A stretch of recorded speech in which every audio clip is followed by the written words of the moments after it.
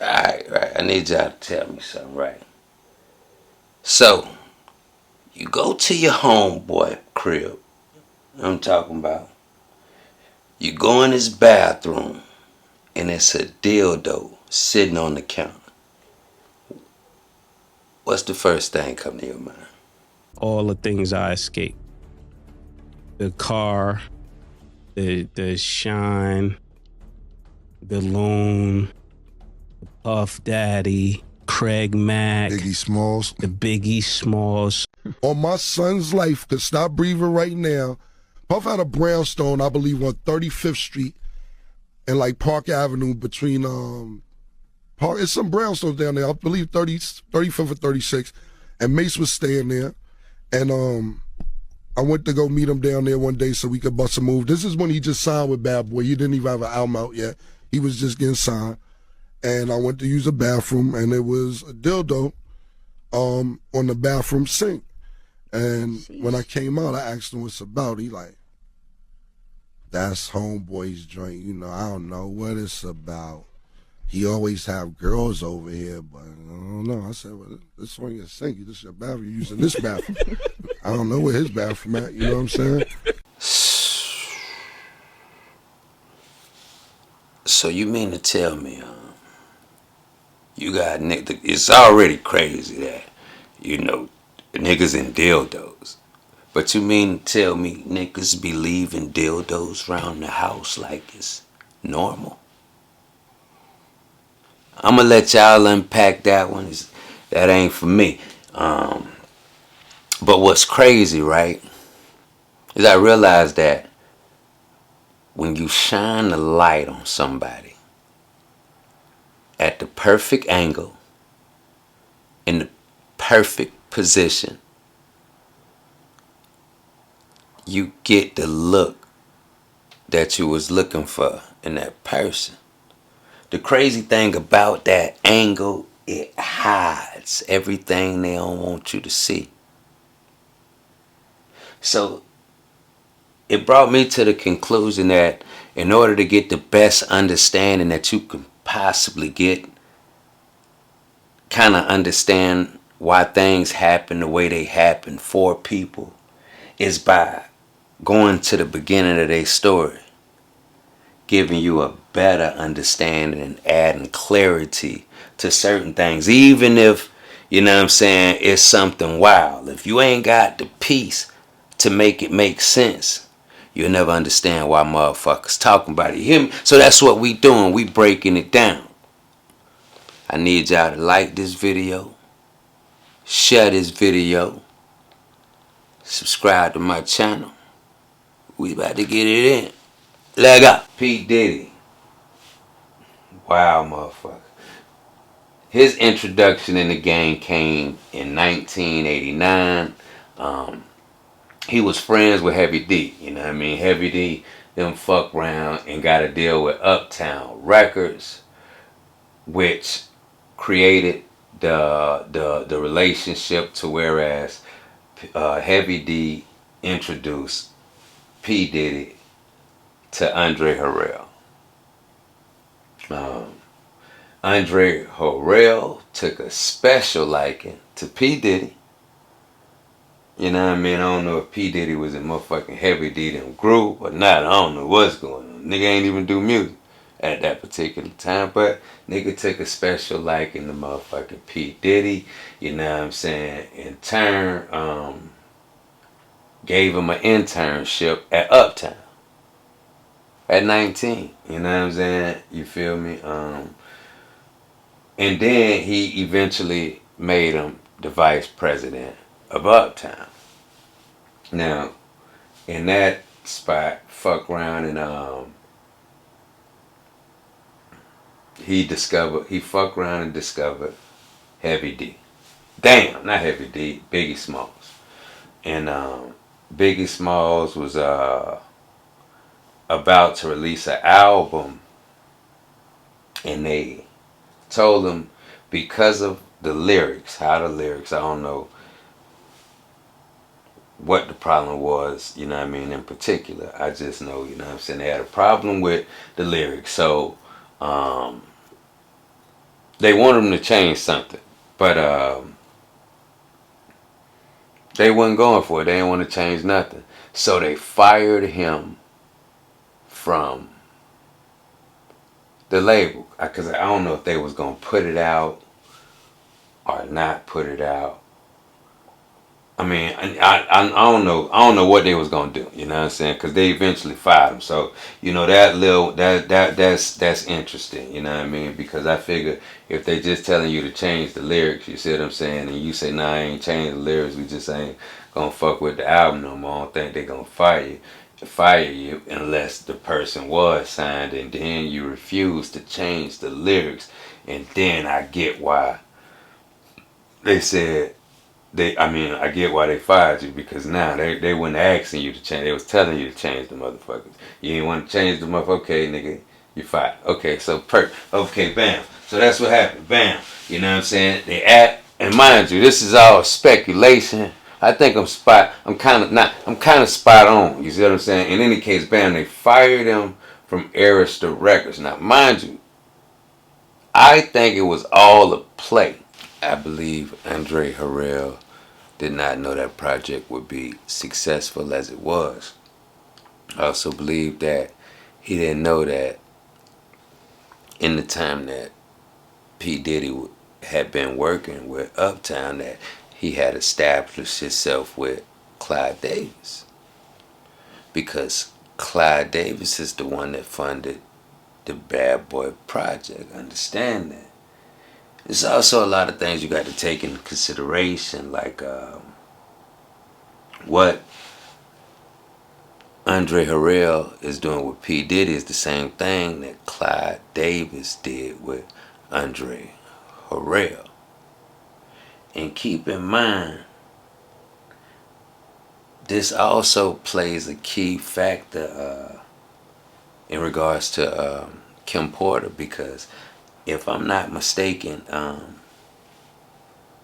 P. Diddy met Kim Porter at Uptown.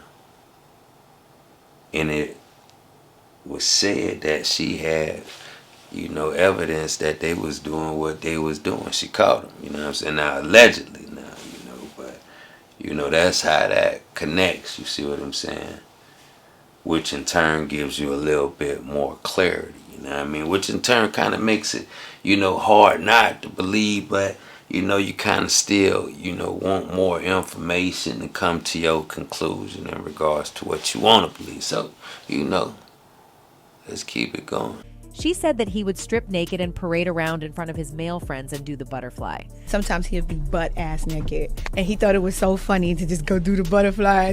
Biggie Smalls was a closeted gay, and it wasn't until he met Diddy that he suddenly felt inclined to try things out the way.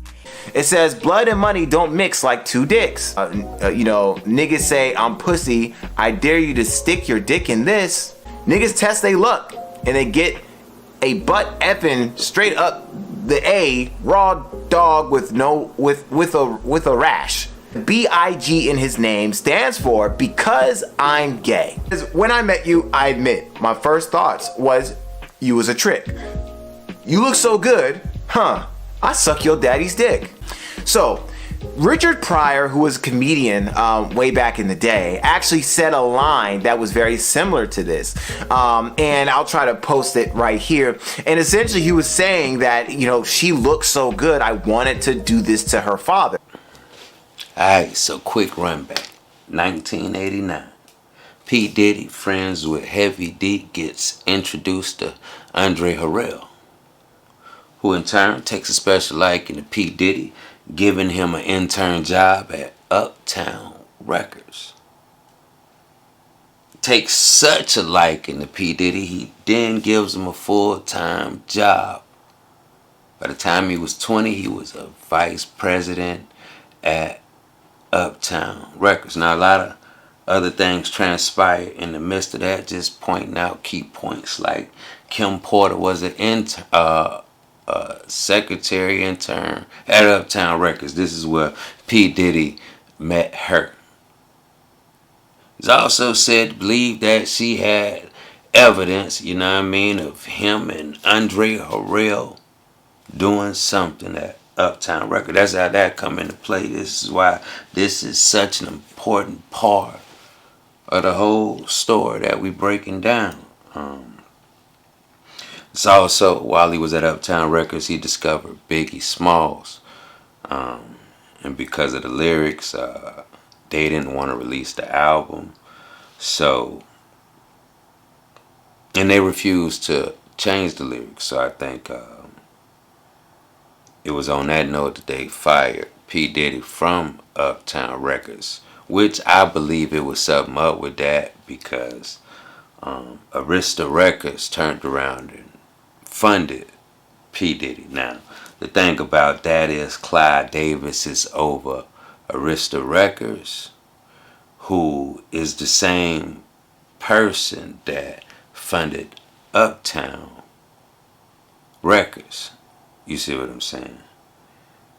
Now, it's funny only because of the simple fact that Clive Davis took a special liking to Andre Harrell the same way that Andre Harrell took a special liking to P. Diddy. But for the most part, that's how Bad Boy was started, because once P. Diddy was fired, he started Bad Boy, which was funded by Arista Records, and first Biggie Smalls album was released, which brought us to, Biggie Smalls parading around butt ass naked doing the butterfly in front of his friends. Just, bringing y'all up to speed in regards to where we at. Now we can know that to be true, because I know a lot of people would like to debate that, but then it brings us back to the clip in the beginning stage, you see what I'm saying? So, we getting somewhere. We just making this shit make sense. We making this shit make sense, and we move it off. We moving along. Now tell me this. Did you know Ellen liked the party? So tell me about your birthday party. Am I invited? Yes. Yes, you're definitely invited. I invite you to all my parties. Maybe I have one at your house. Where's that? You're gonna be early for my party? Yes, I am. No. No. I have to arrive fast and be late. All right. Not too late, though. Not too late? Because, once you get there, the party really starts. Yeah. You know what I'm saying? I got you. I promise you I'm not going to let you down on this big one. Were you surprised by the allegations about P. Diddy? Did that surprise you about P. Diddy? He's been on your show many times. Have a good night. Have you been to his parties? What time would your party start, let's say? Like 9:30. Really? That early? Yeah. I could make that. Like, what time will it go till? That's a different type of party, though. It'll go from like 9:30 to like maybe 3 o'clock, 3 o'clock. And then, we have the top 2 floors of the hotel. Mm-hmm. And then it will carry on there? Yeah. Mm-hmm. Then No, I mean the after party. Mm-hmm. No, I know about them. 17 times! I've been on the show 17 times! Ellen, were you surprised by the allegations about P. Diddy? Did that surprise you about P. Diddy? He's been on your show many times. I could think of you of starting a party at like midnight. Like, what time will it go till? That's a different type of party, though. Happy birthday, dear Ellen. Happy birthday to you. It's crazy, right? You're having a conversation with a person. It's a good conversation. And then the person walks off. And then somebody that you know walks up and tells you, hey man, you was just speaking to a pedophile. It's crazy how your whole perception changes now that you know something like that about a person. And depending on how much you like a person before you get some fucked up information like that will determine if you take that shit serious. All of these big dick deviants is all catching hell in 2024. It's up for all of them. It don't matter if you Diddy or whoever you is. TG Jakes, any of them. All lies will be exposed. That's all.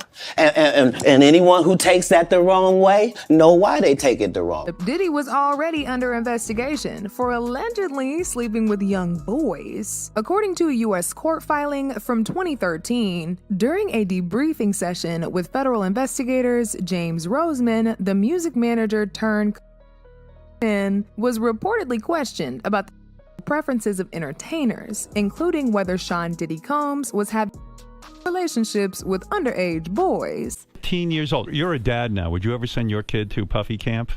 Hell no. He signed to Usher. I'm signed to Usher. I had legal guardianship of Usher when you know he did his first album. I did Usher's first album. I don't have legal guardianship of him, but for the next 48 hours, he's with me. 48 hours. Let's go. Let's just go get some girls. Let's go hang out with some girls. A man after my heart. That's what I'm talking about, kid. Celebrity sometimes comes with, like, everybody wants to be successful in a celebrity and stuff like that, but it comes with, you know, sometimes, and, you know,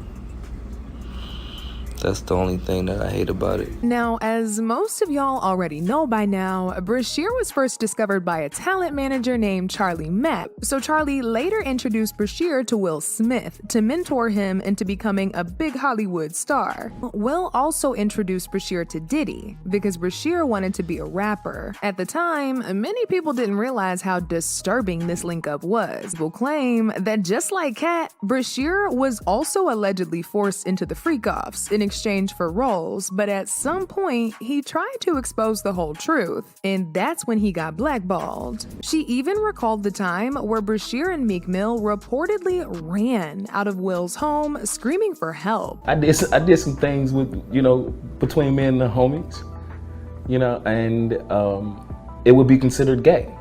But those guys are straight guys now. And apparently, Diddy's been pressuring Meek and other artists into doing some shady stuff in exchange for Grammy nominations and awards.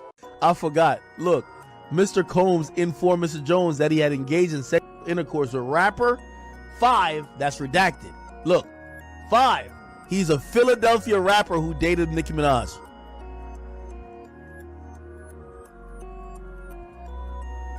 Yo, Meek, we were playing around with that Michael Rubin. But if you've been tweeting about everything on planet Earth. If you don't get a Twitter rant saying you about to get Lil Rod killed, you about to shoot up his block, blow his mama's house up, this is saying that you and Diddy were fornicating. What the